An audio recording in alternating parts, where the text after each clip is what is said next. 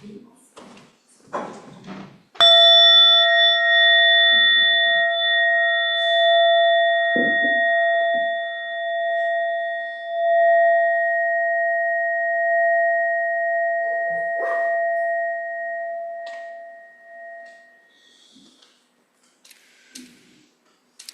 wish to acknowledge that though we may be enjoying this Zoom service across many places, it is originating this morning on Indigenous land, specifically Treaty 6 territory, which is but one region of Turtle Island.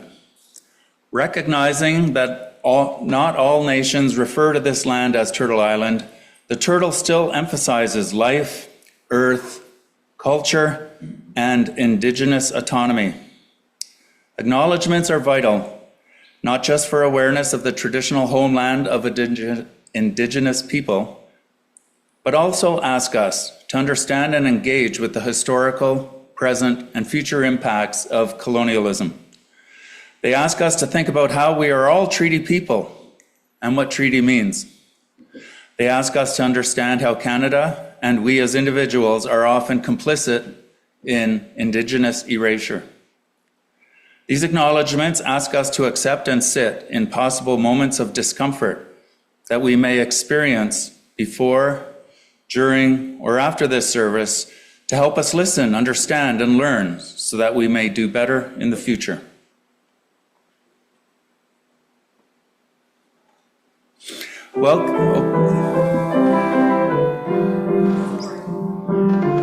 It's good.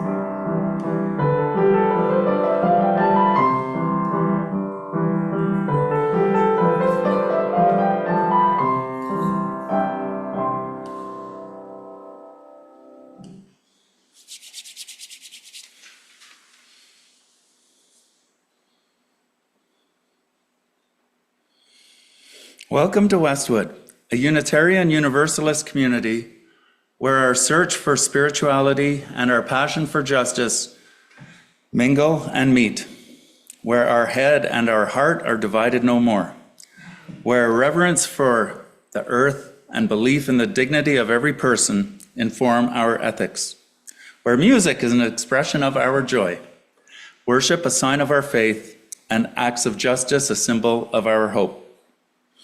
A special welcome to people who may be newcomers.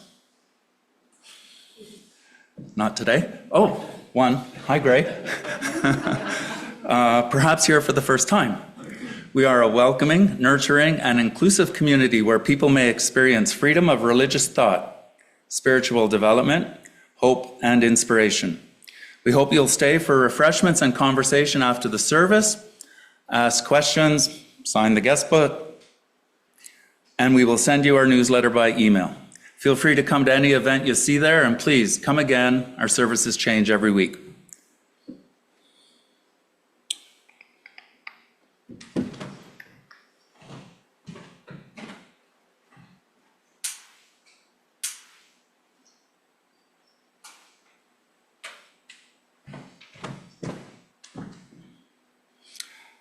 Stand as you're willing and able to do song number 134, Our World is One World.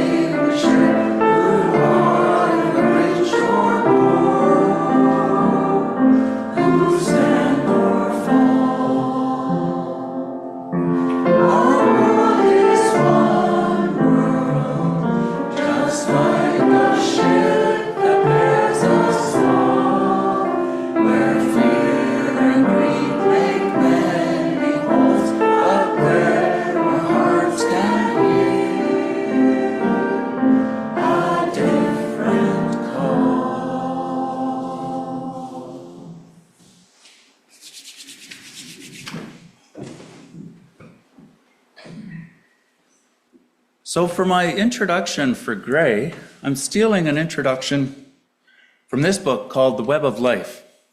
It's old, and it's written sort of an introductory type thing to understand the world and where we fit in it. And I was looking for a quote, just for like a short little quote. But then I didn't have to go far. It's right at the very beginning, at the introduction.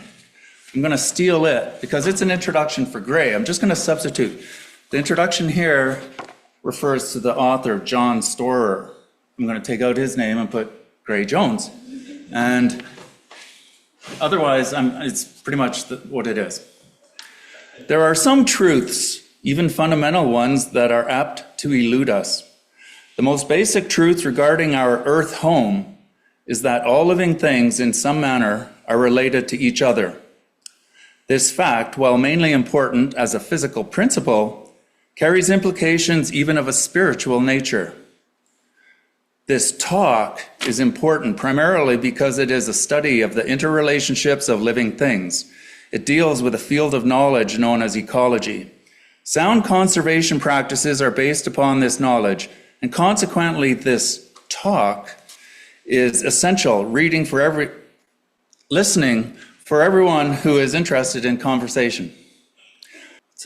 Fixing the Web of Life has been prepared by Gray Jones, a man uniquely qualified for the task.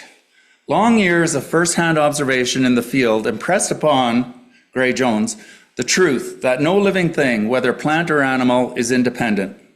During earlier years, when he was a social justice advocate and an environmental activist, he became increasingly aware the environment was the dominant force and that all living species were subject to its conditions, or even the conditions of seemingly unimportant elements within the natural environment.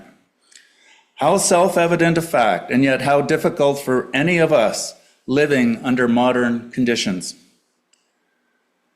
The aim of this talk is to make the compelling truth clearer. On that note, I'd like to introduce a good friend of mine who I met decades ago when I volunteered at the Western Canada Wilderness Committee. Gray has the blurb that was on the website, which I don't have in front of me, outlines some of the groups he was with, Greenpeace, and my introduction to Gray was here in Edmonton with the Western Canada Wilderness Committee.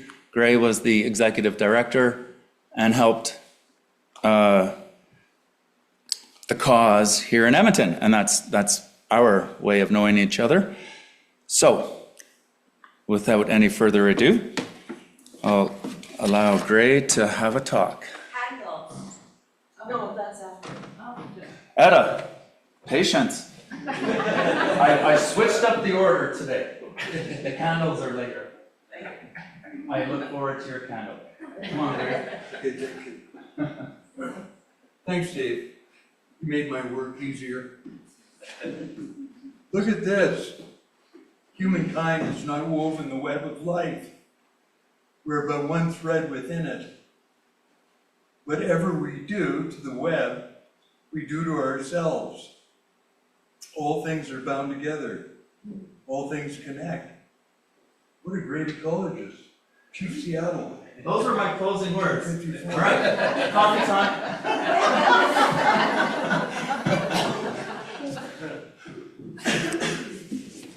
I was a real science head when I was younger.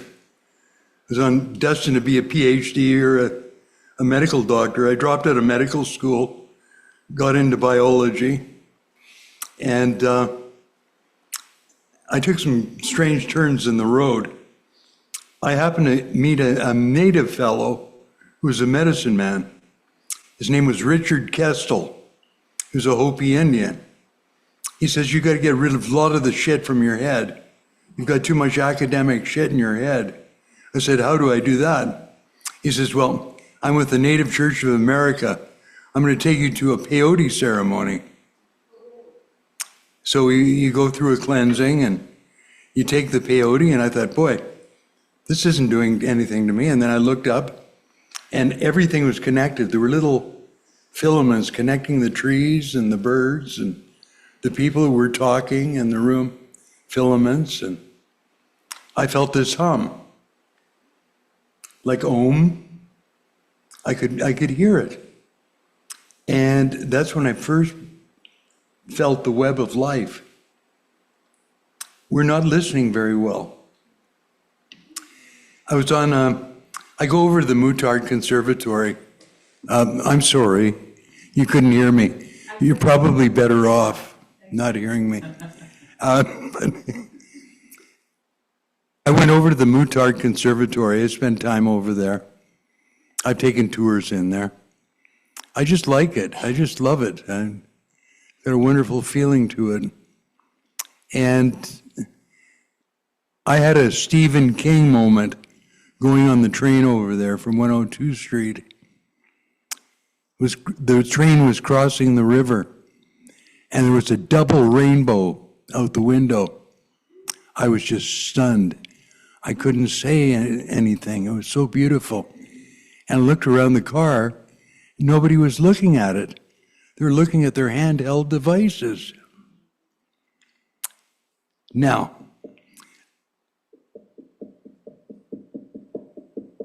I'm involved with a Ben Caffrobe Society. It's elders. And I'm lucky enough to be invited into it. And a great concern to the elders are our separation from nature. Things like artificial intelligence, handhelds, computers, people not relating to each other, people not writing each other with their hands. I love getting a letter that's personally written, and that's contact with the earth and contact with each other. And all of the technology is propelling us away from the web of life. And I guess, like you, I'm advanced in years, you know. I don't know how long I've got left, But I think I'd like to guide people back to the web. And it's very, very simple. You have to be simple and loving. And just observe your heart in relation to nature. I've had amazing occurrences. I was with the Tiger Rescue Network. I was working out of Jokkmokk, Sweden, with Karen Lindell and a Russian scientist, Alexei Grigoriev. And we're up there, and there was spectacular northern lights. They were the most beautiful thing I've ever seen in my life. I've never seen anything more beautiful. And that just sort of seared my soul. And we've got to get back to night skies. I don't drive anymore because I don't want to. I drove too much. But I do go out to Elk Island and get friends to drive me out there and dump me out there with a week with my tent, just so I can see the dark skies and the aurora borealis. Those are all things that connect us with nature. I think we've forgotten how to love, too. We love with too much qualification. There's too many rules in our loving, or what we love, or who we love. And we've just got to open ourselves up to love again, because there isn't enough of it. You look at any horrible circumstance in the earth, there's an absence of love. So I think a guy called Christ one time said, we should love each other, and I believe that. What a provocative statement. Now, I personally don't feel I'm any better than a whistling marmot or a deer, or maybe a grizzly bear when I'm in the mood, maybe a peregrine falcon or a hummingbird. They're all part of the creation. And I lived out in the bush quite a bit of my life. And I study a type of biology called deep ecology. That's when there's cross-species relationships between humans and animals. This guy fell in love with an octopus and wrote a book called My Friend the Octopus. And he put on a scuba gear and go down to the bottom of the ocean. And the octopus, which could crush him to death, hugged him gently and would rock him. Now, I found a little moose, little female, her first year of life, and she was gut shot. So I had a medical kit back at the cabin, and I took the bullets out. There wasn't major damage. Gave her antibiotics and stitched her up and put her on the porch. She's just a little thing, and she couldn't survive the winter. I'm sure her mama was gone, and the hunter probably shot her and left her there. But that little moose and I grew to love each other. She was becoming a big moose, and I couldn't hug her the way I used to. She couldn't live on the porch. So I was starting to feel guilty because she has no avoidance strategy for human beings. I thought, boy, so I had to chase her away. I chased her away. She was gone for a year. She came back in 1 year with her first calf to show me the first calf.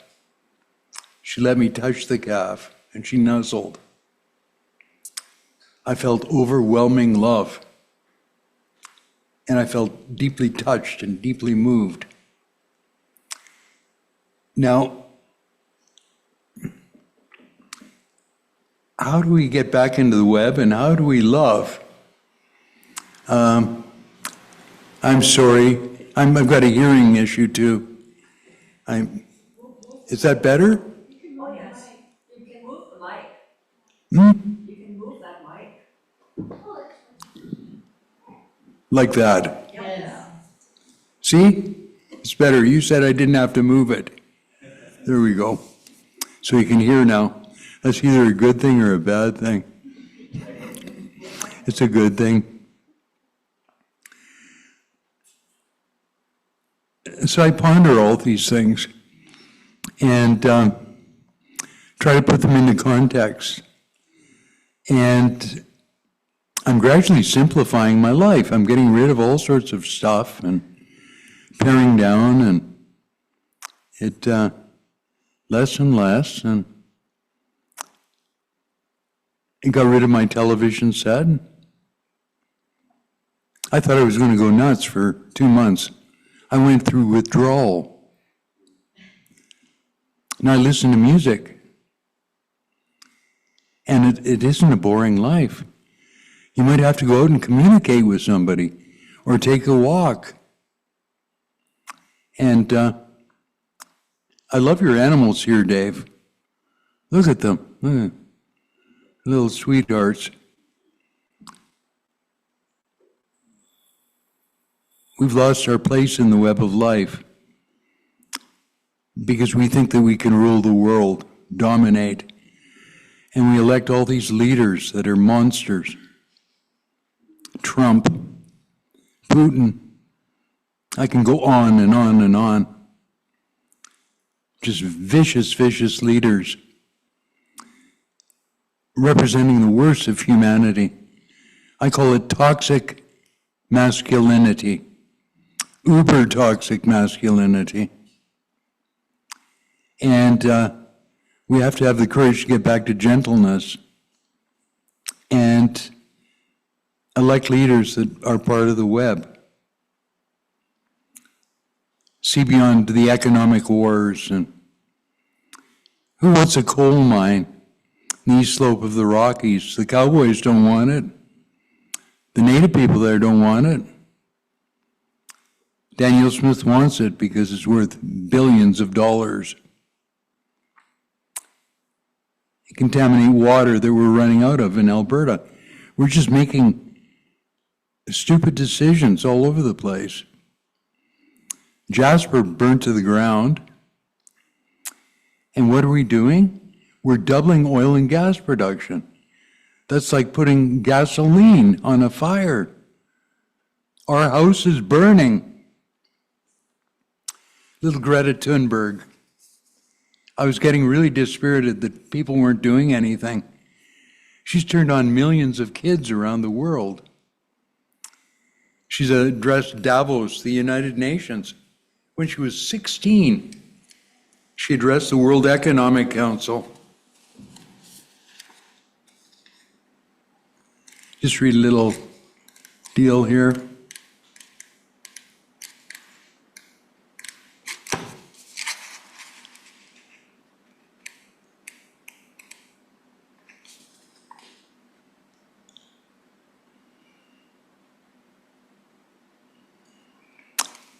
Extraordinary book. Our house is on fire. World Economic Forum, Davos, 25th, January 2019. She was 16 when she wrote this. Our house is on fire. I'm here to say our house is on fire. According to the IPCC, we are less than 12 years away from not being able to undo our mistakes. In that time, unprecedented changes in all aspects of society need to have taken place, including a reduction of our CO2 emissions by at least 50%. And please note that these numbers do not include the aspect of equity, which is absolutely necessary to make the Paris Agreement work. Nor does it include tipping points or feedback loops,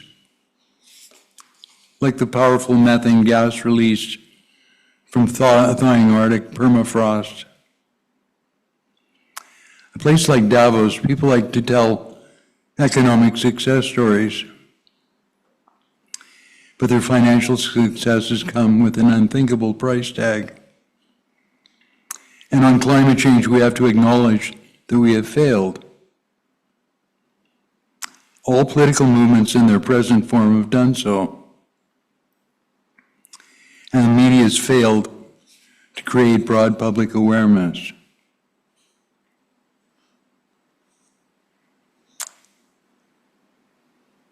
So we got this complex climate crisis, and I think a lot of people are absolutely paralyzed by it. It's just so big, it's overwhelming. How can we deal with it? We have to deal with it individually. We have to get together with other people. We have to start walking the walk rather than talking the talk. I got together with 10 other people and we burned our licenses for motor vehicles. I like going to the country as much as anybody else. I'm 75. I don't like put backpack on going for my groceries, but I do it. There has to be a little bit of suffering here. And we have to defer to the young people. Greta Thunberg has changed millions of people around the world. Did anybody see her when she came to town here? Did you notice the police presence there? She had 300 death threats. They had police sharpshooters on top of the buildings defending her. She had 4 bodyguards. If she was shot at, they would have put her on the ground and jumped on top of her. That's a little 16-year-old girl that's 5'2". What a tremendous threat. She is a tremendous threat. She's changing people's lives. A lot of the children that she's changed have changed their parents. It used to be the other way. Parents used to teach the children. Now apparently the children are teaching the parents. There's nothing wrong with that. We can go back to the point where we can teach our children again. But we have to have something to teach them. And it's not about making money. You know, it's not about driving something fancy or,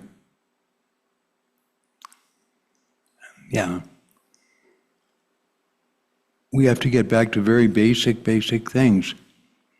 And so I encourage any group, including the Unitarians, to create workshops or trips into the bush or dark skies night out at Elk Island.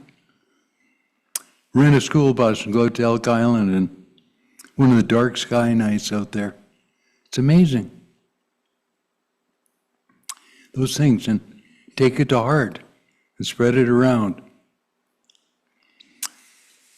Have you heard of a book called The Light Eaters? It's peer-reviewed material. Zoe Schlanger, PhD biologist who's a reporter for the National Geographic and many others. And I read an abstract on the book, Plants Have Intelligence. Here's an example that'll blow your mind. In the tropics, there was a succulent plant located, and it was being studied by a group from Harvard University. Overnight, it got covered in caterpillars. What the plant was able to do through the root system, in combination with other plants of the same species in the grouping, was to secrete a chemical, a pheromone, which was the sexual attractant scent of a wasp. The wasp came probably thinking there was love there, but there was something as good as love, caterpillars. And that's how the plants defended themselves. Now, we live in the largest living organism on the planet Earth here in Canada. It's one genetically perfect clone, Aspen tremuloides, trembling aspen. It goes from Labrador, Newfoundland, out to northeastern British Columbia.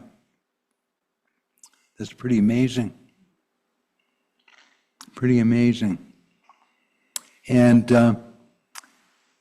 so plants have intelligence, you know?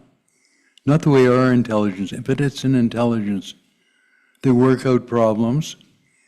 They move slowly, more slowly than we do. But through successive generations, they can move.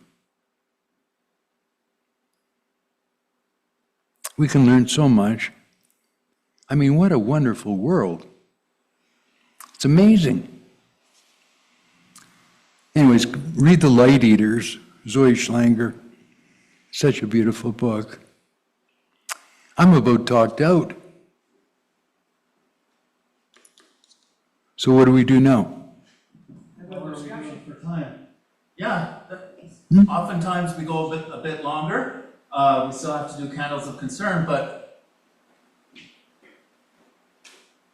maybe at this point, we could possibly open the floor for a couple of minutes of Open it up for conversation, discussion. if anyone might want to ask Gray a question or not.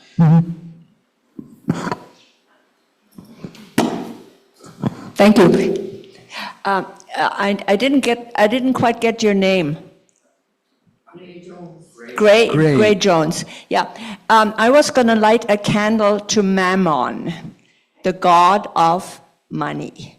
And it seems in our society today, that is the god many, many people adhere to. And I don't know if you know the story in the Bible. It's in the Old Testament, I think. There was a group of people who revered Mammon. Mammon, yeah, the god Mammon. And they revered him, and the Israeli were fighting against them or something, and they destroyed that group. And also in the New Testament, I checked that this morning, Jesus, if ever he existed, mentioned Mammon, the god of greed. And in our society, we're supposed to be Christian, love your neighbor. But for people like Danielle Smith, money seems to me the most important thing in the world. Yeah, and we elected her. I didn't. That's something I know. I haven't met anybody that admits electing her, but I'm sure they must be out there. Anyway.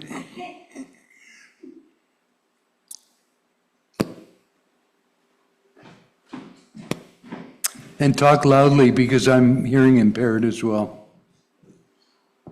I've been doing a lot of thinking. You can't hear me? I can now. I said I've been doing a lot of thinking in the last 2 years because I've had to. But also, I have found out that there's an awful lot more that is being dismissed that really is of value. So you have to be very careful about your considerations about small things in the world, like electrons, protons, and various other types of small things that are not part of most people's scientific thinking, just a very few scientists. And they can get together and make things better sometimes.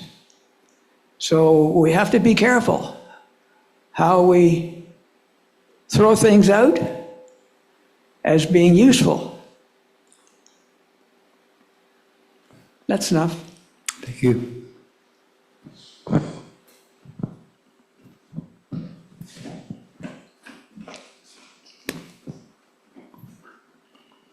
Hi, this is just a quickie. Since we're on the subject of book recommendations, a very, very good book is the one by Suzanne Simard, and it's called Finding the Mother Tree. Yes, and it's What's it about called again? Finding the Mother Tree. Finding the Mother Tree, yeah. And it's basically she's coming at beauty. it from It's a the beauty. forestry idea. But this book it's really, a lot of it is to do with the little mycelium I think that's the word for it, in the soil that interconnects all the trees and how the trees can protect one another and how very important the fungi in the soil are to support not just trees, but all the plant life in the world on which, of course, we as animals depend. Very good book, Finding the Mother Tree, Suzanne Simard. I'm addicted to listening to Ideas on CBC One in the evening from 8 to 9. I think it was on CBC, they talked about this coal mine in Panama, a copper mine in Panama, run by a Canadian company, and the Panamanians don't really get anything out of it. And they show, it was on television, and they showed how one of the GEOs shot one of the protesters. You know what? Canadians cannot be sanctimonious. We have some of the most rotten mining companies in the world. And they're flying underneath the umbrella. Yeah. It was Nature of Things, I think, the Nature of Things program. Mm-hmm. But CBC Ideas, they also have very good ideas.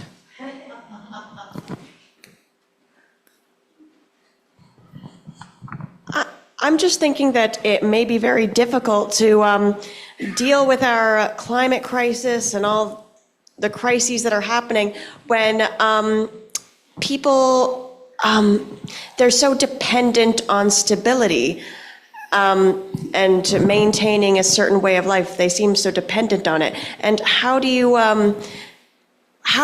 would you get people to not depend on that stability, I guess is what I'm trying to ask, and move toward an attitude of flexibility? We haven't always lived this way.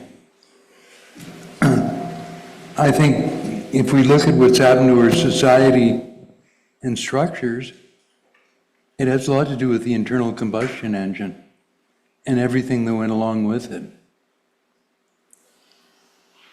It propelled us too far along too quickly. I haven't quite put it together in my head, but it's one of the keys. I would like to know where you find hope these days. I can insulate my house, I can drive a hybrid vehicle, I can do all those things, and I drive by the gas plants, and in 2 seconds, one of those flares has burned more energy than I will ever consume in my life. And I'm just one little tiny person. And the world is very challenging these days, and I'm having trouble finding hope. Where do you find hope these days? Where do you find hope these days? Where do I find gold? Hope. Hope. H-O-P-E. Hope. Yeah. I find it in the eyes of the young. I find it in Aurora Borealis. I find it in the Great Mystery and learning about the Great Mystery. And if you get hung up on just the horrible destruction that's going on, I'd be paralyzed. Maybe I'd turn into a drunk. Maybe I'd sleep all the time under a blanket. But I think there's a lot of hope out there too. You just gotta dig deep. It's all there. The web is all there, just like the quote from Chief Seattle. But there is hope.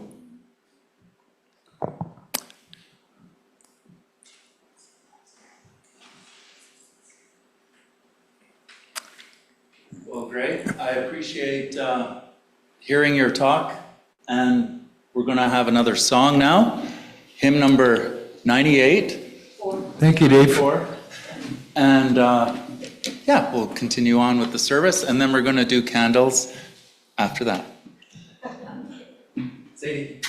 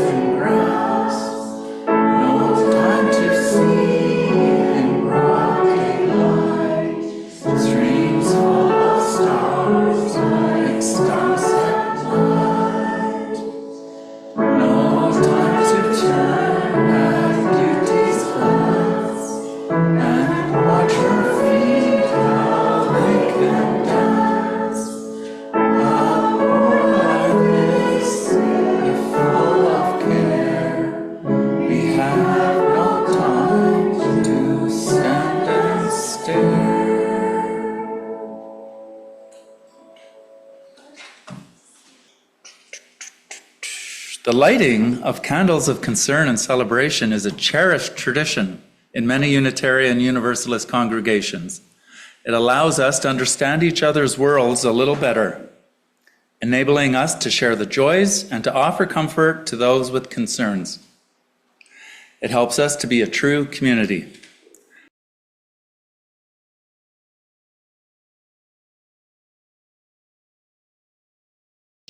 The affirmation of the candles of concern. If you can join in with me, thank you very much.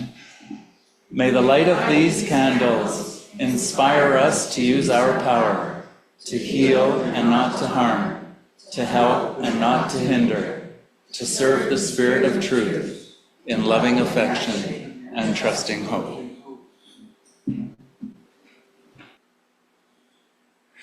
I strongly encourage anyone who's here who might feel so inclined to put an offertory into one of the envelopes found in the back pocket of a chair ahead of you. If you are donating cash today and would like a tax receipt, you can indicate that on the envelope. Or you can donate online. Information for an electronic donation is posted on the wall. It is through your generous support that Westwood is able to exist and create Sunday services such as this.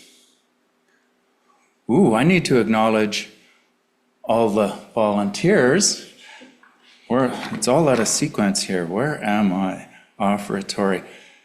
I redid Maria Dunn's service and I didn't delete everything, and it's a little different order. Oh, the welcome. We have Rebecca and Hannah at the back doing sound and video, and Bill online. Thank you, Bill.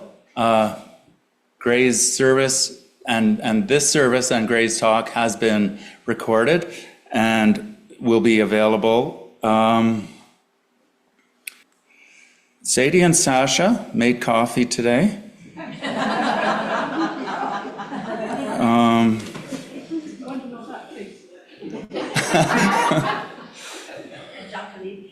And Jacqueline Willette, of course, and Jacqueline's going to be playing my all-time favorite song coming up. And I'm so happy to be a part of Westwood with Rebecca and Jacqueline and the music here. It really warms my heart.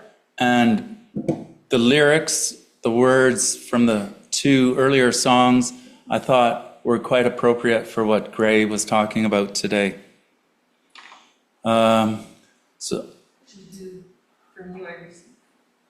Okay, if we can do from you I receive after the offertory as I meandered totally off script. From you I receive, to you I give. Together we share, and from this we live. From you I receive, to you I give. Together we share, and from this we live.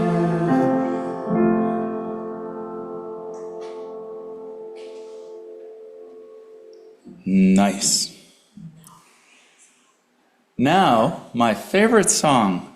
Please stand as you're willing and able to sing Blue Boat Home. It's number 1064 and on the screen.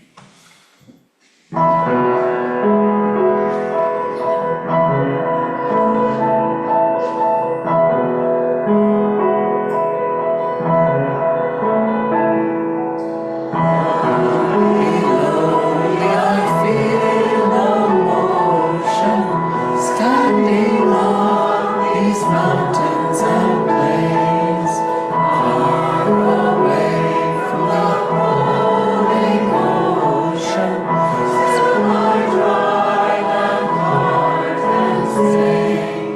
I've been sailing all my life now, never on a port have I known. The wide universe is the ocean I travel, and the earth is my blue boat home.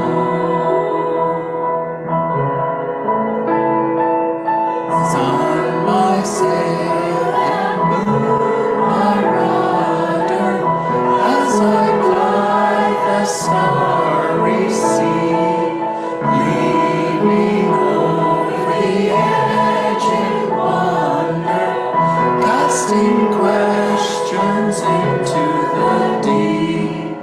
Drifting here with my ship's companions, all weekend pilgrim souls, making our way by the lights of the heavens in our beautiful blue boat home.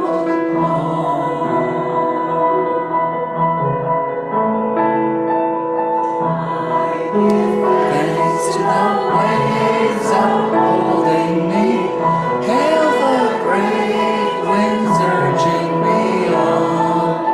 Greet the infinite sea before me, sing the sky my sailor song. I was born upon the fathoms, never harbor or port have I known. The wide universe is the ocean I travel, and the earth is my blue boat home.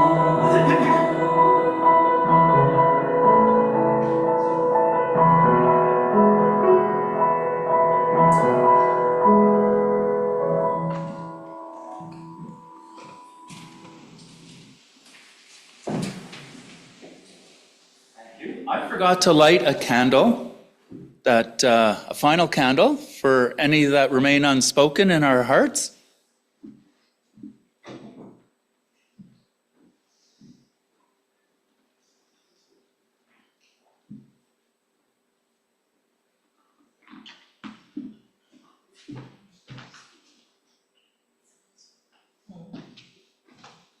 Gray stole my thunder.